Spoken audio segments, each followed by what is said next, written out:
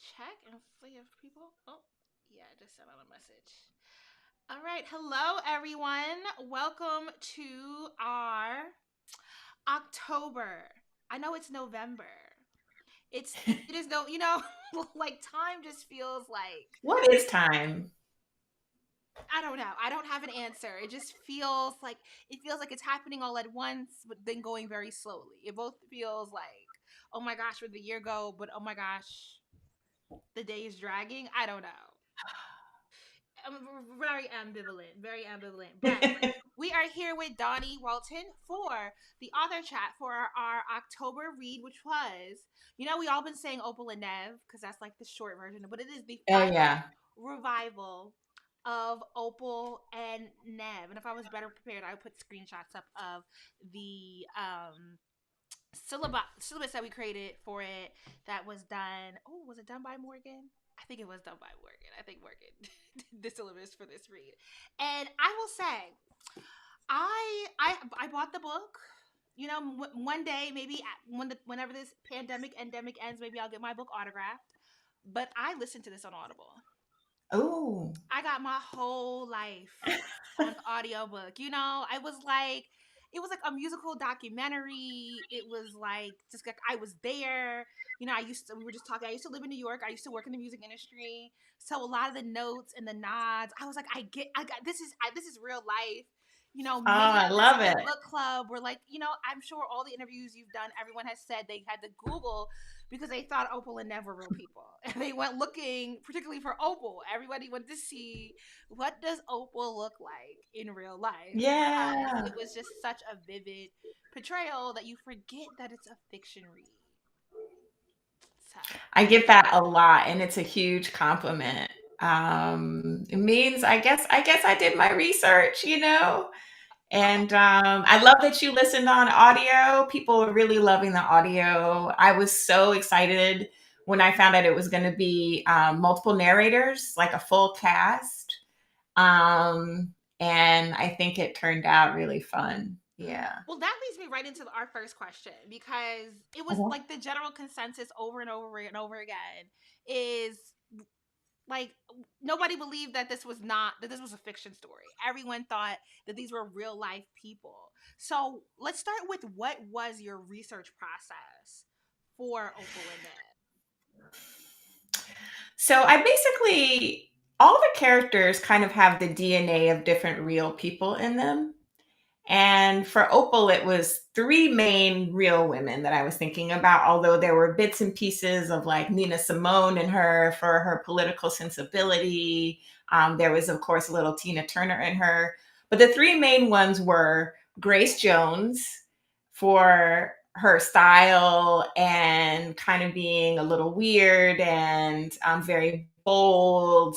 Um, Nona Hendrix, who was one third of LaBelle Mm-hmm. and was the songwriter of that group and had a real rock and roll sensibility and went on to make rock and roll music. And then just the costumes for LaBelle are very Opal Jewel, the silver spacesuits and orange feathers and all of that. And then the third one was Betty Davis, who was the 70s funk rock icon in New York City, that kind of like a hot minute of fame. Well, not like underground fame, I should say. Hmm. And then quit the business when she got sick of people telling her who to be and what to do.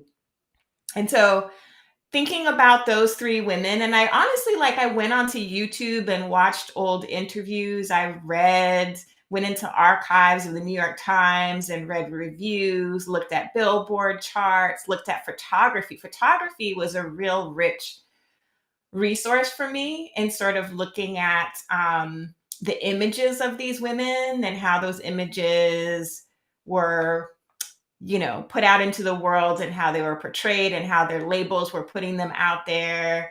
Mm-hmm. So all of those things. And I read a lot of books. I read a book about the Battle of Versailles by Robin Givhan for that chapter. I read a couple oral histories. It was a lot of research, but it didn't feel like work because I was so interested in it. I was so into it. Um, it was sort of an obsession for me that I couldn't let go for the years I was working on this book. I mean, no, you sound like you were in grad school. Yeah. Writing this book. It Sweet. sounded like a research, like a real deal research project. I was reading another interview you did, and you had referenced a documentary, a musical documentary. I think it was like Three State Strangers or something, and David Bryan, and you were like, oh, they painted Yeah. right, and there was two black women, and and Yep. I was reading the interview. I was like, I think for me, why, because like Opal felt so real because I had watched a documentary about George Clinton and the Funkadelics about how George Clinton was abusive, and particularly abusive to Yeah. the women, and how Oh, like Parliament and the Funkadelics could have never been what they were, even though incredible musicians, with the black women that came through and really gave it its edge. And I know this was more a focus of like a white, European rock guy and their usage of black women, but I think just across an entire era of music, there's always black women yeah. lurking in the background. Totally. And that's what I wanted to do. I mean, so the documentary that I watched was 20 Feet from Stardom, and it was all about those background singers who some of them are so talented, and it doesn't make sense why they never got on, because they are so talented. And so creating Opal was my way of sort of like bringing one of those women to the front, bringing her to center stage Yeah. and putting her on an equal footing with Nev, the white guy who would have gotten successful and has the long and lucrative career, Yeah. but to have them on that equal footing, not her backing him, but to have her be the star too, and even eclipse him at various points. I mean, I just love that like your book, it doesn't matter. It's good for like a diverse range of what we would say like knowledge bases, but like a diverse range of people with music interests. So you could be someone who's maybe a little bit more into music, and because like I definitely picked up on the notes of like, okay, these costumes are sounding very Grace Jones to me. When she was Right. really going hard with the politics, I was like, oh, this is definitely like I got the Nina Simone. I was like, she gonna pull out a gun. Yeah. I really thought she was gonna pull out a gun on old boy at Versailles. I really thought we was I gonna mean, you don't know what she had under the costume. She might have had a little I thought we were something. gonna She get a little might have had a Eastern little heat. accent at some Right. point, a la Nina Simone, about like, don't play with me Right. happening. And then, for someone that has like deep, like, I mean, I imagine like a Questlove reading this book and being able to pull out like all these different records that apply to the references that the characters are based on. And I think that just makes it so enjoyable. So like you really like went, I mean, like this was a really big endeavor. I really enjoyed just kind of the depth that you offered in the book. Thank you. It took me a really long time to write. And I think part of the reason was that I wanted it to feel right. I wanted it to feel real, to feel authentic, because in a lot of ways, it was my attempt to pay respects to all of those women who had worked so hard in the music industry and perhaps either never got their shine, or, kind of the moment passes, or whatever. And so it's really important that all the details, that I was satisfied with all the details first, and that it had the right feeling to me. And that it could also, like, I mean, I wrote this book speaking to Black women. Between the Opal character and the Sunny character, I kind of wanted to show like a range of experiences that maybe, like, no matter who you are in this life, as a Black woman moving through America, you might recognize something, whether it's a workplace microaggression or it's something about beauty standards, that there's something that you see of yourself in that. And so I'm glad to hear that, like, no matter what kind of music you like, you can connect with something in it. Mm. Can we get more into who some of the other influences were for the characters, like Virgil?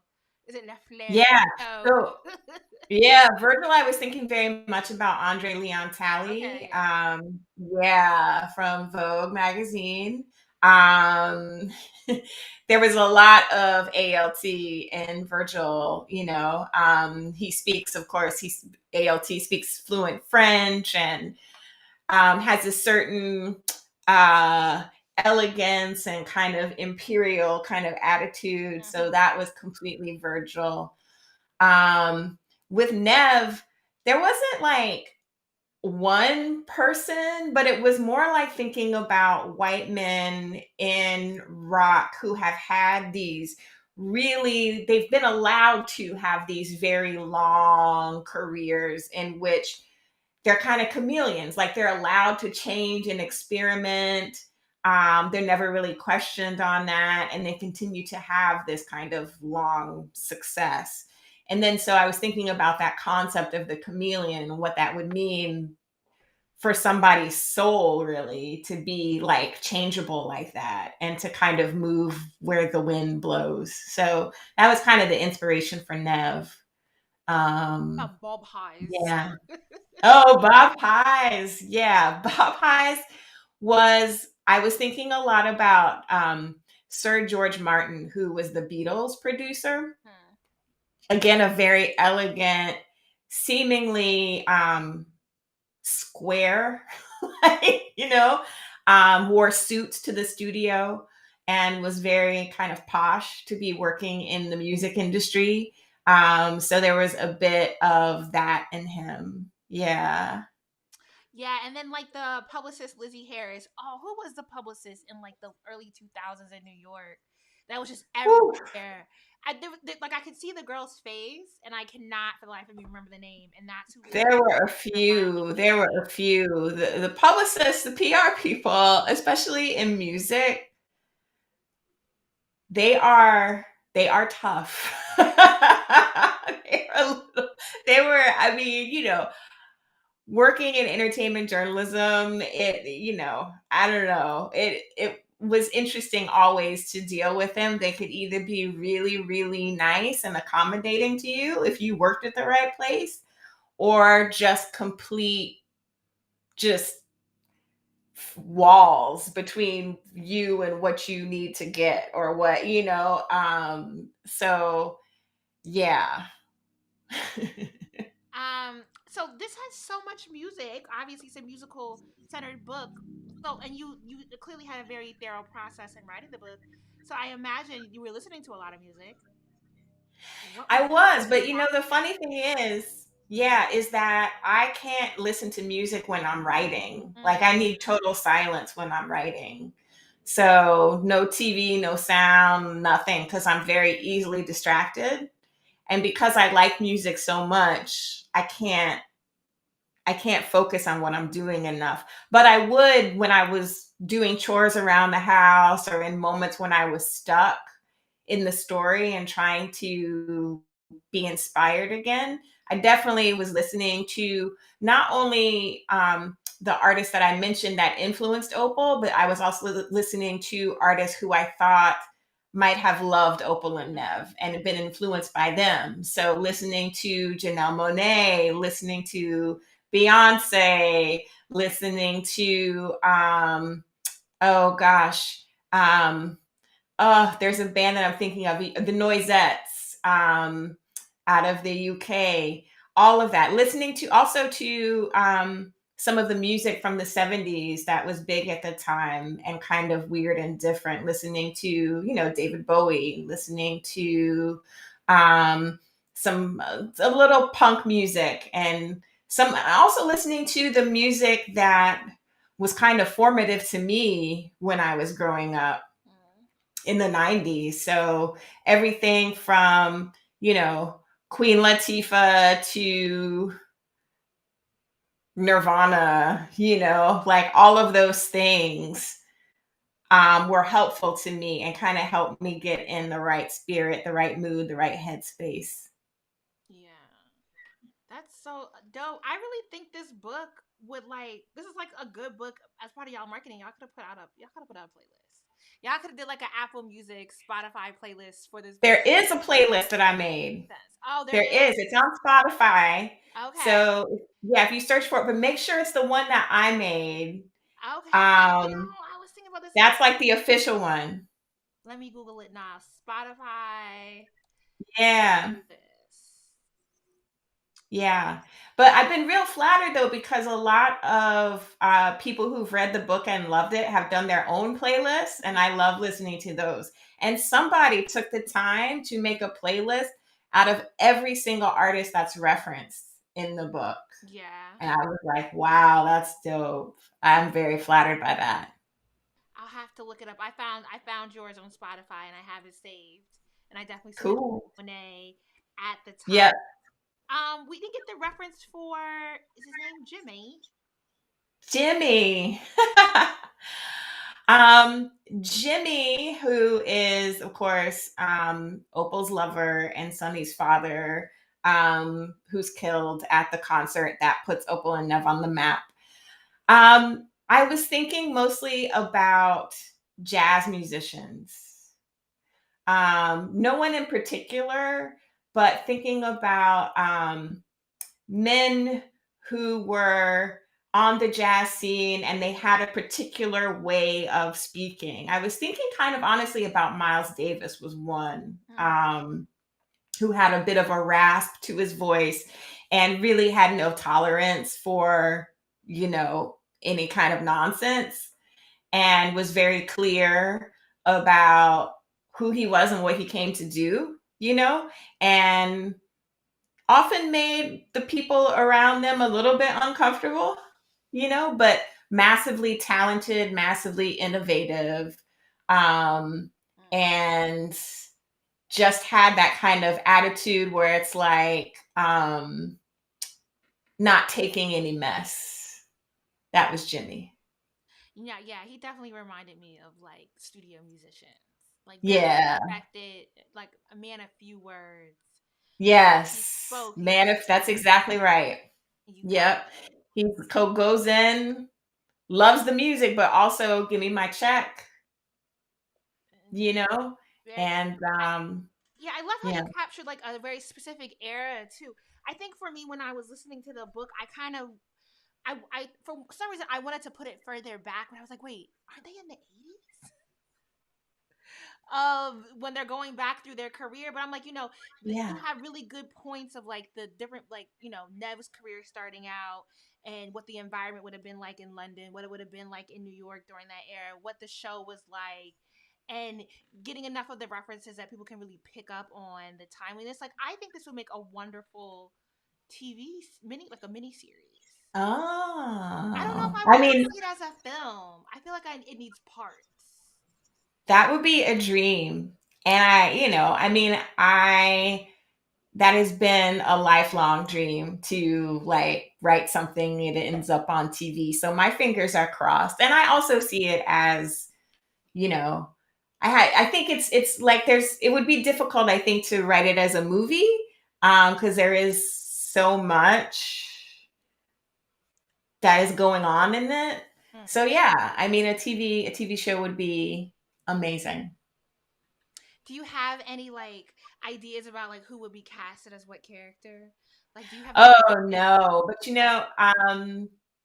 I some people on like social media, Instagram, I had someone do a whole casting mood board, and I was like, I think wow. that's one of those books you read and people really kind of get into it. People like Yeah, really kind of like absorb. You really get absorbed into the book. So I can yeah, imagine people creating all types of creative once they've read it, because you just feel like you're, especially if you've listened to it on the audiobook. And so I did want to ask, how did it come about that the audiobook ended up getting a whole cast? What was that yeah. process for finding all the voices and getting all these like voices that are so good? Like, I They really love did. pop pops. Listen, I don't know why. Simon. Yeah, Simon Audio did an amazing job, Yeah. and they pulled it together so efficiently and quickly that it was astonishing. So I wasn't sure how they were going to approach it. And I was really nervous about it because not all books get this treatment. Most audiobooks are read by one, sometimes maybe two or three narrators. And I thought it was possible that that would be the case with mine, and that they would have someone attempting to do all the different voices. But then I got an email one day that was like, we're doing full cast, and here's our suggestions for the major Yeah. characters. And I had started to research audiobooks, and I knew that Bonnie Turpin was like a rock star of the audio world. And so when I saw her name suggested on that list, it was like, yes. And I didn't. What I did was they sent me probably like 6 characters to listen to their suggestions, and I just basically listened to their voices on other work and made sure that it kind of felt accurate or whatever. And in most cases, it did, you know. And we cast Janina Edwards as Sunny and Andre DeShields, who is like a Broadway legend, came on as Virgil. Like I knew that voice had to be extra special, amazing. And when I found out that they had got him, I screamed. And so they did all the recording and they sent me the full file of the audiobook, and I was able to give notes, you know, on little things. And we worked together that way, and they did an incredible job. And I'm so happy that people are loving the audio I'm like that. that had to be like just an amazing experience to hear it kind of all come together, because yeah, we have read other book, or I've listened to other books that we read in the book club that have been pretty, dense books, and they'll have like a audiobook that I really loved, but it was only one person reading it, was Kylie Reed's. Oh, such a fun age. Yes. But it was one woman doing like all 8 of the voices in the book. Wow. You know, another good one, and I don't know the voice actor, but the voice actor on Black Buck by Mateo Ascaripour, Yeah. that he is talented. Like, that audio is really good. So I'm always like, how do y'all like get the good audiobooks? How do y'all land with these good audio process? Because all audiobooks are not created equal, and you really have Right. one of the standout selections in the field. Thank you. I'm so flattered to hear that and really grateful to that team for giving the book that treatment and taking such care with it, because they really were like open to my feedback, and it just was a great collaboration. Mm. So I would love to talk a little bit about Sunny, who's really, she kind of is like this background narrator throughout the book. And how did you come about making the decision that she was going to have a personal connection to exploring this story, and a personal connection, and then allowing that personal connection to kind of really combust? Yeah, I love that word, combust. Yeah. Funny enough, Sunny as a whole character wasn't really part of the book until I was about 2/3 of the way done writing it. Like the book at first, I was just doing the straight oral histories and that was it. And when I went to grad school, my classmates, they liked what I'd written, but they asked me, who is everybody talking to? We want to know who is on the other side of that tape recorder. And that really got my mind going. And there was, in the draft that I had, there was this one little paragraph, this one little interview that always intrigued me, and it was in the voice of a woman who, Jimmy's daughter, and whose education Opal had paid for. And Mm. I thought that one little paragraph was so interesting to me. And I thought, you know what? What if she's the one? What if she's the one? So she has this complicated relationship inherently because she's grateful to Opal for giving her this education, and yet her family hates Opal because they blame her for everything that led to Jimmy's death. And Opal sort of is a wrecking ball to their family. And so that's who I decided that I started developing the character from there. And once Sunny existed, that also meant that a whole 2016 timeline existed. Mhm. And I wanted to give that timeline some energy. I wanted it to go somewhere so that both of the timelines eventually kind of meet up in this climactic moment, which is part 3 when they do the um, reunion show. And so it just worked out really well. Just that one, bringing in that one character just changed everything and tied things together in an interesting way. And I really that 2016 timeline was interesting because I was kind of writing it in real time, honestly. And it was a way for me to process everything that was going on at the time in the country. I mean, I was in grad school living in Iowa, which is a place that I never thought I would Would you ever go live in back? my life, Would you go a back to red Iowa? state. Sorry, I'm sorry, would you go back to Iowa? to live? I mean, it's just fascinating to me. That's a really good program, right? Like it's one of the top Yeah. program writing programs. And so And I so loved it. yeah, I loved my program. Yeah. so many black authors end up coming through that program, but I'm just like, Iowa? Yeah. But you know what? It's a good place to focus. It's a good place to think. There's not a lot going on. And it's a very, because of the program being so legendary, it's a very literary city. And so everybody there is talking about books. And some of the biggest and most famous writers come through and do readings. And it's just very nerdy and amazing. I And like loved it. you went to FAMU undergrad, right? Yeah, I went So to you went from FAM. FAMU to Uh-huh. Iowa, you know what I mean? I Like that's mean, you can't get much different. such a You big can't. there's no homecoming, there's no Right. Like, marching yeah, band, like I class know. marching 100, like, it's very, very different. So you go Very from like different. FAMU environment, whatever you're doing in life, then going, I mean, I get the prestige of it. So I guess the prestige of it kind of just makes up for like, oh, it's Iowa. Yeah, absolutely. And honestly, I mean, Iowa City is a very liberal town. It's like a blue dot in the red state, and so, like, it's not so bad. But I was far away from anybody that I loved. I made new friends, of course, Yeah. but I went there on a mission, and the mission was to finish this book because I had started it. I wanted to get feedback on it. I wanted to hone it, and I wanted to finish it, and I did. What scene in the book is most meaningful to you? Okay, it's a long book though. Hold on. Let me be more specific. What scene with Opal is the most meaningful to you?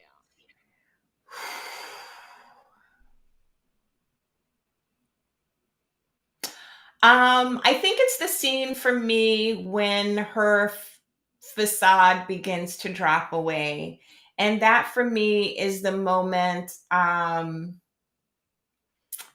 So there's a moment in the middle of the book. It's like a big revelation. Um, and then Sunny and Opal have this confrontation in her garden. Mm-hmm. And Sunny is very frustrated with Opal because Opal's not really giving her anything new. She's put up these walls. She's become kind of not nasty, but taciturn and so they have this confrontation, and it ends up that Opal is testing Sunny in a way and trying to get Sunny to be tougher with her. And once Sunny kind of explodes and does become tougher with her, then Opal lays down her armor in a sense and really talks about the emotion of that night that she saw Jimmy killed. Yeah. And for me, that moment sort of marks a transition in the book when you begin to see different layers of Opal.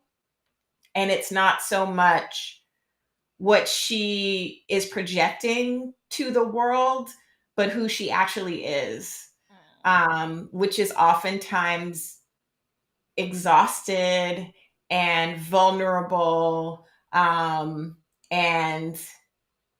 grieving in some ways and angry about how this incident has sort of played out in the press and all these different things. So from that point on, she becomes more open with Sunny, and you begin to see like all her colors and all this shading and all of those things. So I think that for me, I loved like getting to that point.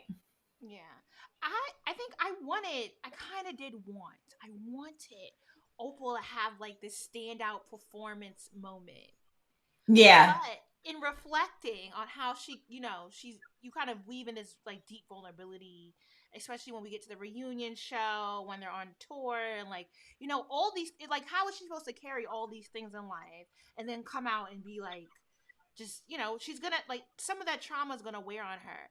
But also Right. that, like, it wasn't even so much that, she just falters because she can't overcome it, but that, like, black women are constantly in every era, we're being disenfranchised, we're being Yes. demeaned. And so, like, when we get to the reunion show and the young ladies in the crowd and how all that connects to who Opal is, the road, the journey she's taken, the privileges that Nev has been able to build his success upon, and then how these group of black women are just trying to come enjoy this show with someone who means so much to them. And then, Yeah. like, Karen just kind of disrupts that, Yeah. and then you get the contemporary social media aspect of it. It all just kind of, it makes sense why you did the story the way you did it, and why Opal has those moments, and Thank you for it's seeing so that. close. Thank you for seeing that. That's exactly what I wanted to do. That's what I intended to do, was to Mm-hmm. kind of mirror these timelines and these moments and what we go through, whether you're a rock star or a fan in the audience just trying to enjoy something that, as you said, is meaningful to you, or whether, you're at the grocery store and somebody does something crazy. You know what I mean? Like, that's absolutely what I wanted to do. Yeah, I'm so glad that it resonated for you. Well, I think maybe I had a personal connection with Opal because much like Opal and her sister Pearl, my sister is the one who can sing and has a nice titties and a booty. I ain't got none of that, but I am the star. My sister literally just called me while I was on. I'm the star. And so, I felt that. And my sister is religious. So I was like getting Wow. like I was like, I get, because this is totally me. This is totally, you know, me. Our relationship definitely takes a little work. Just a little, just a smidge. I love her. I love There's love there though, her. right? I mean, like, it's like Opal and Pearl, like they do love each other. They bicker a lot. Opal is often horrible to Pearl. But it's funny though, because like somebody had a theory that actually Pearl is the happiest character in the book. Like, she's the one who's the most at peace. And I thought that was I interesting. mean, but it's like a church lady piece. We don't really get the interior life of Pearl. I Right. wonder if you were ever to explore Pearl, the character, Yeah. would she have a peaceful life? All Right. considered. I think Pearl, we should ask Disha Philia, but Pearl I probably mean, has that's what some I'm saying, secrets. because Peach Cobbler is right there. Yes, the correlations are right there. I'm like, we just came off the Secret Life of Church Ladies. I That's a don't crossover event know right there. if we can say that Pearl's just not interrogated, because I actually think Virgil, of all the characters who Yeah. get the introspective aspect of, Virgil is probably the most at peace, because honestly, I love that we get to that point where he finally sets a boundary, because I do think there's also a commentary on how we can use gay men as accessories. We can Yes. use them for their skill set and not respect their humanity or their life. And he does, we kind of have that moment where it's not like it's not like over the top on the nose, like, don't use gay men like this, but it is like him acknowledging, like, I had my own life and I could not just get Right. and go with Opal at any moment. And I was like, oh, I'm so happy this character gets some restitution, because it's Yeah. unfair for him to constantly just be in the background. Because Opal is a lot. She's a lot to deal with. And he's like, listen, I love you, but go sit down. Like, I'm about to go back to New York. I'm gonna get my career popping. Like, I deserve love and prosperity and all those things. yes. And he goes and gets it. And I'm like, I'm so glad we got that.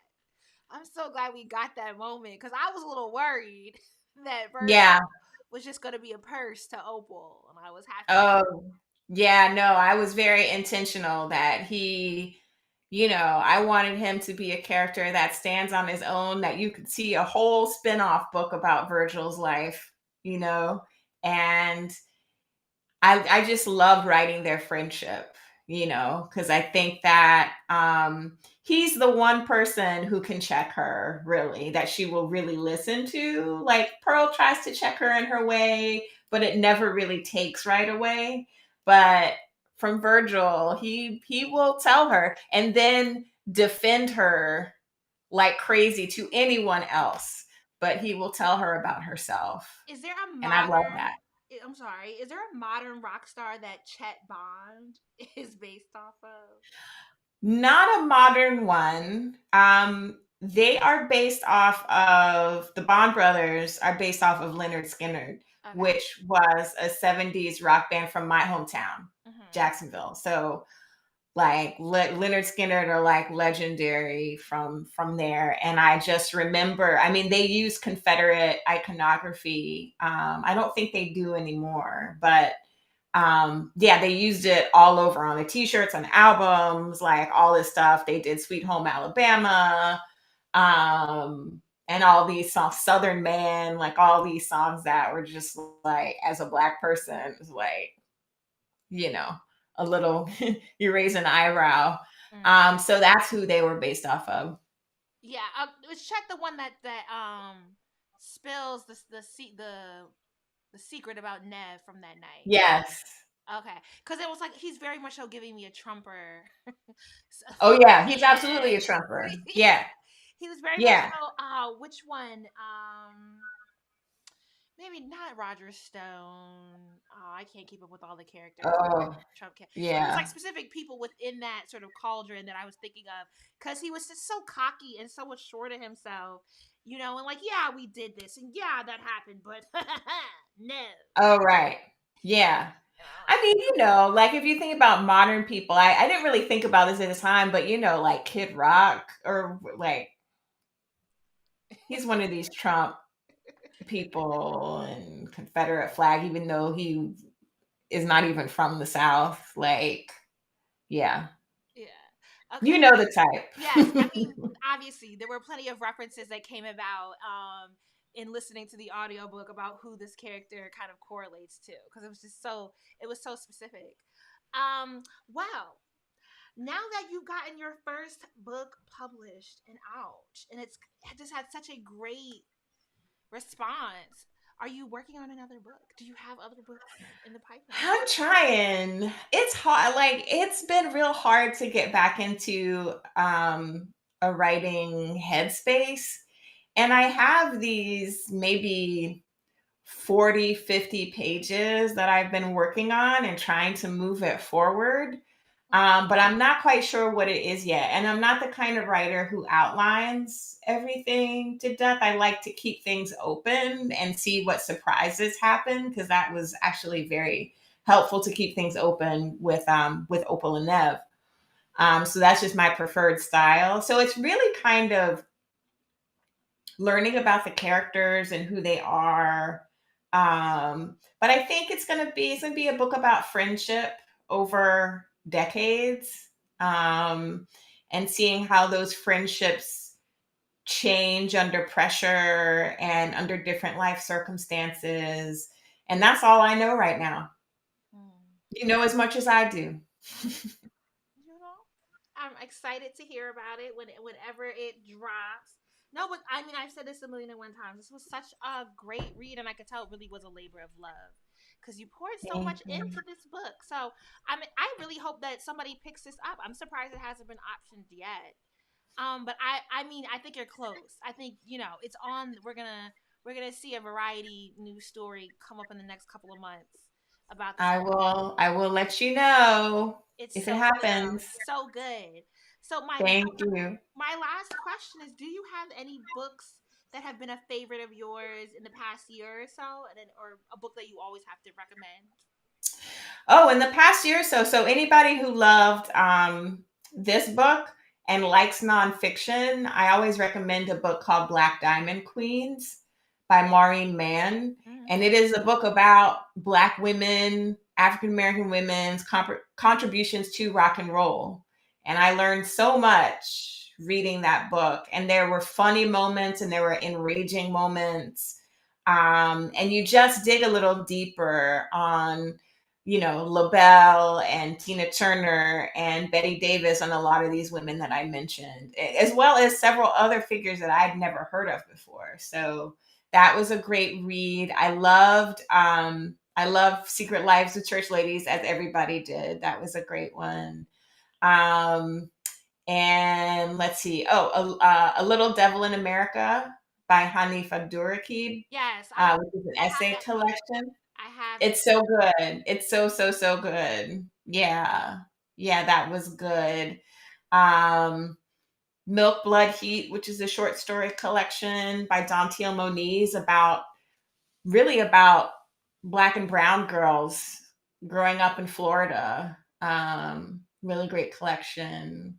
Okay, well, thank you for Yeah. those recommendations. I think there was one question that I had missed about if Nev's actions at the concert are what led him to the drug use, or was it his insecurities? It was, Lackluster talent. Hmm. I would say that all of those things culminated in the drug problem. I think that I was thinking of the drug problem as his trying to escape what happened at the concert and his complicity in what happened at the concert, for sure, and his guilt um over that, for sure. And I think that his insecurities lead to some of his questionable behavior and what he does at the concert. Yeah. So it's like a chain reaction. Absolutely. I think when we got to that, I was like, oh, I didn't see this coming, but dang, Opal is going through it, and this man is so arrogant. He's so arrogant. This has all the audacity of a mediocre white man. All the yes. Audacity is a good word. All right. Well, thank you for joining us. Thank you for writing such a spectacular book. We really enjoyed reading it. If you are watching this after October 2021, well, obviously we're all watching it after October 2021 because it's November 3rd. But what I'm trying to say is it's never too late to pick up a read. So go ahead, pick this book up, pick up the syllabus we created. You can have your own little book club discussion with your homegirls or come over to SBG and join us. And we're always down to talk about it because I absolutely loved this book. Thank Oh, you so thank much. you. Thank you so much for all the conversations have been wonderful. Like I loved them. The syllabus, it's been amazing to be read that deeply. I'm very appreciative. Thank you. Have a good night and thank you everyone for You joining us. too. Bye. Bye.